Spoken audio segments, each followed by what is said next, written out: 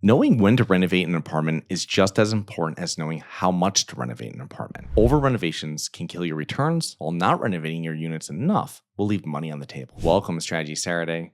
I'm Charles Crillo. Today we're breaking down when to renovate units and when not to. We'll talk about the 36-month payback rule, how to use rent comps effectively, why testing different renovation levels matters, and when a simple paint and fixture upgrade can outperform a full renovation. Let's get started. Renovations are one of the fastest ways for apartment owners to boost their net operating income and property value, but they can also erode your returns if you over-renovate or if you misjudge the timing of your renovations. The key is understanding when and how much to renovate. So let's break down a few strategies our company uses. Number one, the renovation payback period. We normally use a 36-month payback period on any renovations. This means that if the renovation costs $3,600, we want to make sure we can increase the rent on this unit by at least $100 per month so we are paid back within the 3-year window. Seems simple, right?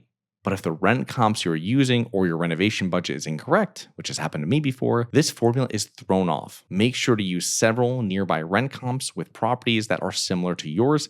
And when it comes to the renovation budget, speak to a couple of contractors, especially if the one who has given you a quote has never worked for you before. From other episodes I've done, I've mentioned that our payback period was a range of 36 to 48 months. Now, shooting for a 36-month payback is best.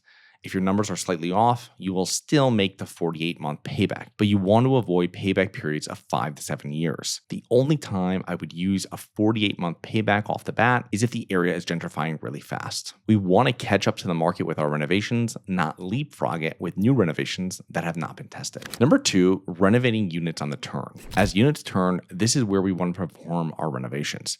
There are no tenant disruptions, and you can dramatically raise rents without upsetting a current tenant. Number three, testing unit demand. When you are turning units, there is no need to fully renovate every unit. Test different unit upgrades and renovations. We usually have 2 to 3 different finishing levels we are testing. A simple clean paint and hardware fixture upgrade, maybe one where we are also changing the flooring, maybe upgrading bathrooms, and a third where we are fully renovating the entire unit. Test how long it takes to rent the units, what the rent increases were versus the cost of renovations, and see which rents fastest and has the fastest payback period, and start doing more of those unit renovations. It's all testing. A simple clean paint and fixture upgrade will normally yield the best returns in most markets during an economic pullback, while if new professionals are moving in and looking for upgraded units, a full renovation might rent the fastest if few of your direct competitors are not performing these upgrades. One important caveat with renovating and upgrading units is that we do not do this until all of the deferred maintenance has been corrected. Leaking roofs, plumbing issues, HVAC problems are all corrected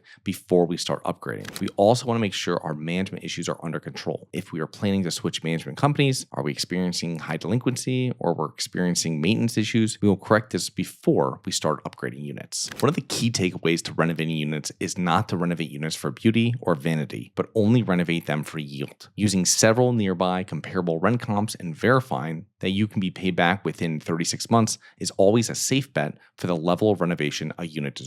If you want to learn more about minor renovations that add a lot of value, check out episode SS219. That's SS219. I hope you enjoyed.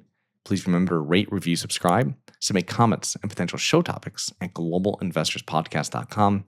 If you're interested in actively investing in real estate, please check out our courses and mentoring programs at syndicationsuperstars.com. That is syndicationsuperstars.com. Look forward to 2 more episodes next week. See you then.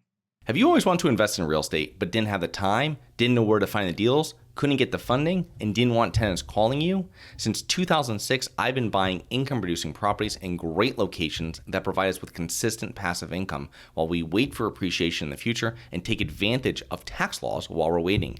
And unlike your financial advisor, we invest alongside our investors in every property we purchase. Check out investwithharborside.com. If you like the idea of investing in real estate, if you like the idea of passive income, partner with us at investwithharborside.com. That's investwithharborside.com.